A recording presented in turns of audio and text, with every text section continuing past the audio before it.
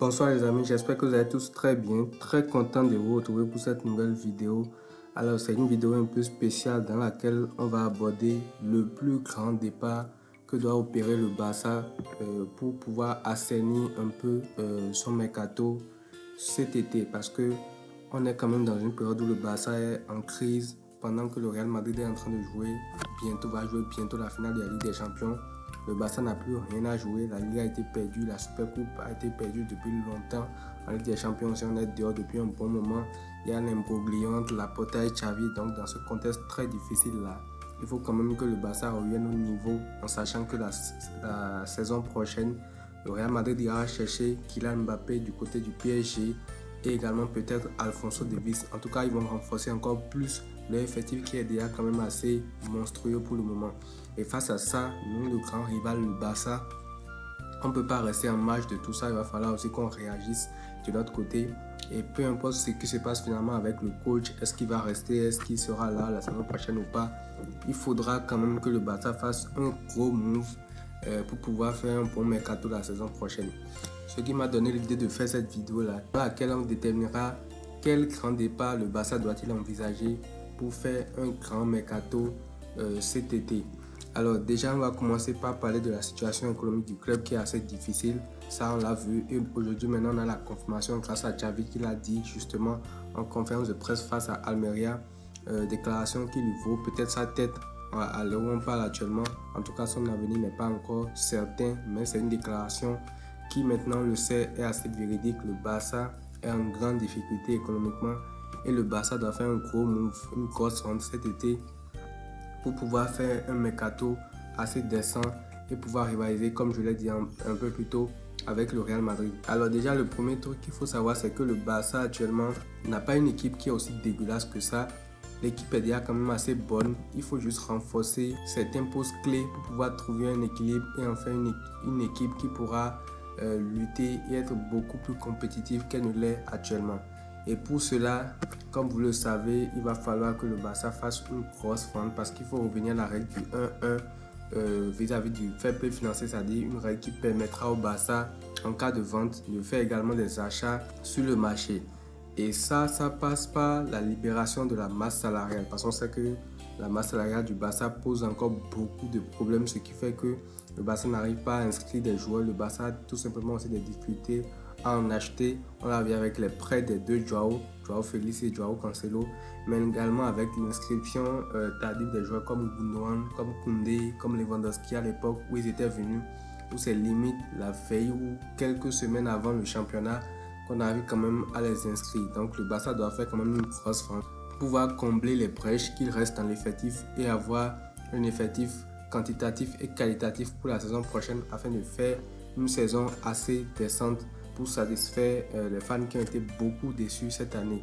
Alors en parlant de grosses ventes, on parle de joueurs à grande valeur marchande et aujourd'hui dans l'effectif du Barça, il y a des joueurs qui sont très jeunes, qui sont déjà presque à leur prime et qui ont une très grosse cote sur le marché qu'on pourrait vendre et avec qui on pourrait libérer énormément de masse salariale pour permettre au Barça d'être compétitif, d'aller chercher, comme je l'ai dit, les quelques joueurs qui manquent pour peaufiner son effectif et revenir au top la saison prochaine. En tout cas, rivaliser avec les meilleurs d'Europe la saison prochaine.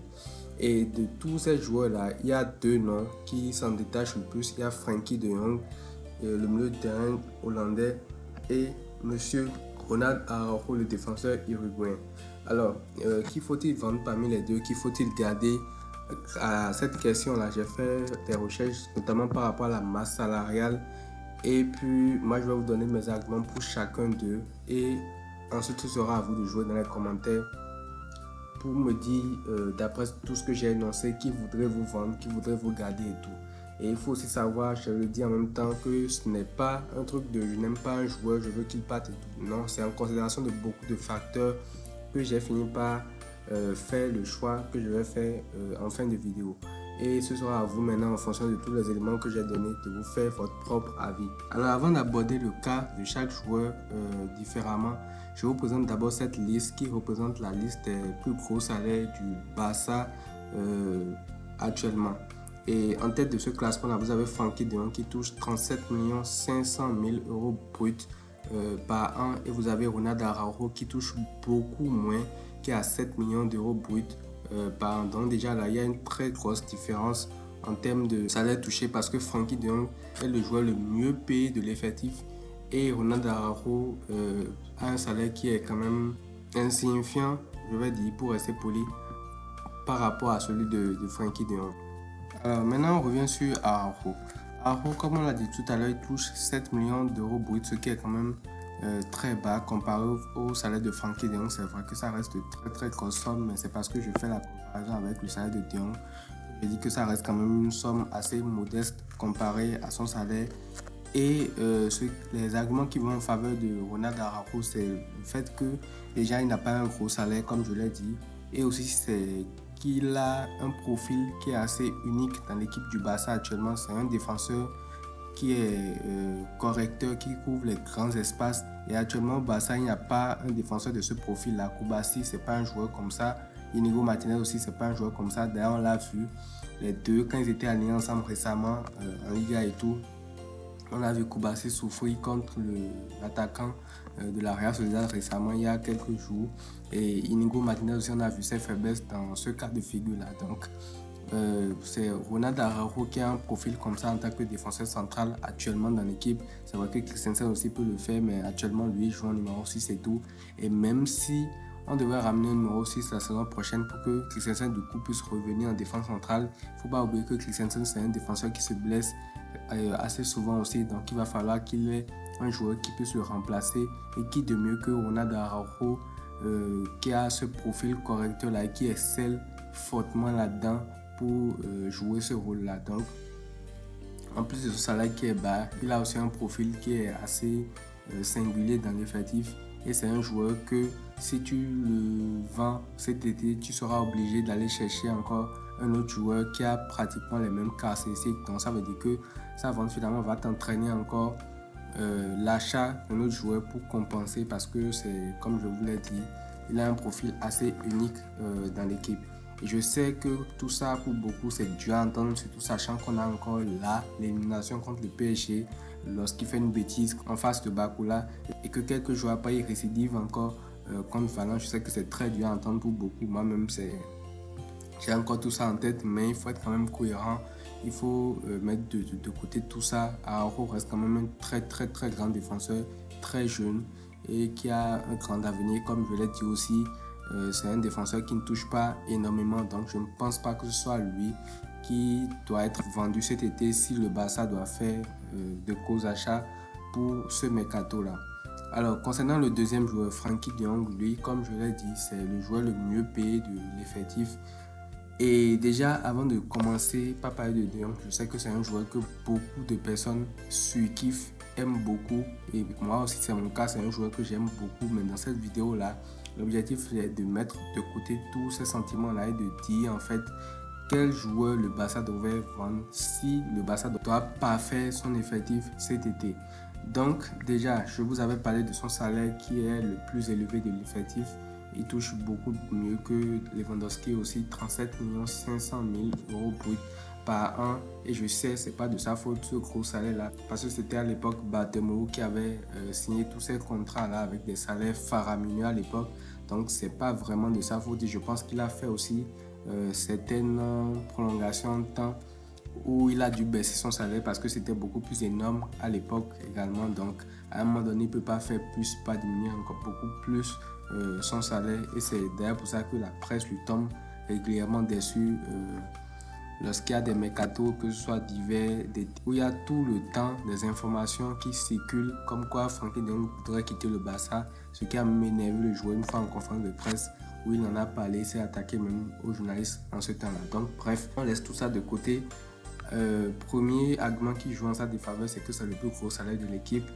Et deuxième argument qui joue en sa faveur, c'est que actuellement il est un joueur qui peut être remplacé par d'autres joueurs dans l'équipe.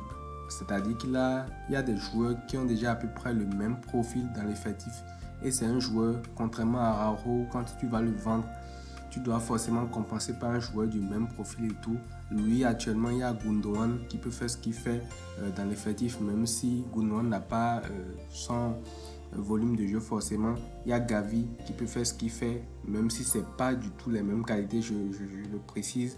Il y a Pedri aussi qui peut jouer ce rôle-là. Ce qui fait qu'à l'époque, quand on alignait un milieu composé de Gundogan, Pedri et De Jong, on trouvait tout simplement que c'était limite, ils se marchaient sur le pied en fait, parce que c'était pratiquement les mêmes profils. Donc De Jong, il a déjà des joueurs qui actuellement dans l'équipe du Barça peuvent le remplacer en cas de départ. Il y a le fait que son salaire soit le plus élevé, et il y a le fait aussi que c'est vrai qu'il a fait de très bonnes saisons juste là, on ne va pas cracher sur lui, c'est un très grand joueur, c'est l'un des joueurs les plus réguliers des dernières saisons du Barça, mais on en attend un peu plus, surtout dans les grands rendez-vous. Et il y a également un peu de blessures, surtout lors de cette saison actuelle. Je pense qu'il était blessé en début de saison et ici maintenant encore en fin de saison, il se blesse encore. Donc pour un joueur qui est déjà pratiquement dans l'âge où il est censé être à son prime, on en attend beaucoup plus. Et il y a également son salaire qui reste quand même assez problématique pour la masse salariale de l'équipe, pour pouvoir faire de gros moves sur le mercato. Donc voilà, je pense que tous ces arguments-là réunis me font penser que la vente de Frenkie de Jong pourrait permettre au Barça de repasser à la règle du 1-1, parce que tu vends un joueur comme Frenkie de Jong aujourd'hui qui est à son prime, qui est très fort, qui est un grand milieu de terrain. Tu en tires minimum 100 millions d'euros. Si le Barça ne fait pas les clowns, que le Barça vend bien ce joueur-là, tu en tires minimum 100 millions d'euros et tu payes une masse salariale de 37 500 000 euros brut par an. Je pense quand même qu'il y aura largement de l'espace pour pouvoir enregistrer les nouveaux joueurs que tu vas prendre, avoir de l'argent également pour prendre un top numéro 6, bref, combler toutes les brèches que tu as dans ton effectif. Donc voilà, je pense quand même que la vente de De Jong va faire beaucoup de bien aux finances du Barça et va permettre au club de pouvoir faire les achats qu'ils doivent faire cet été. Je sais que cette vidéo là, beaucoup ne vont pas la comprendre, peut-être beaucoup risquent de nous tomber dessus, mais j'ai bien expliqué le contexte.